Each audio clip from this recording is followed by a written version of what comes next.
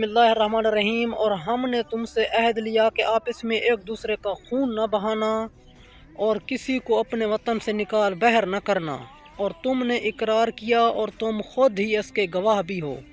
لیکن اس کے بعد تم نے قتل و خون شروع کر دیا اور لوگوں کو علاقہ سے باہر نکالنے لگے اور گناہ و تعدی میں ظالموں کی مدد کرنے لگے۔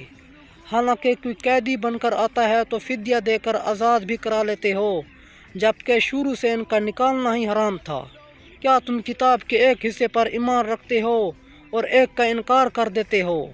ایسا کرنے والوں کی سزا کیا ہے سوائے اس کے کہ زندگانی دنیا میں ذلیل ہو اور قیامت کے دن سخت ترین عذاب کی طرف پلٹا دیے جائیں گے۔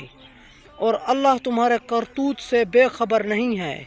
یہ وہ لوگ ہیں جنہوں نے آخرت کو دے کر دنیا خرید لی ہے، اب نہ ان کے عذاب میں تخفیف کی جائے گی اور نہ ان کی مدد کی جائے گی۔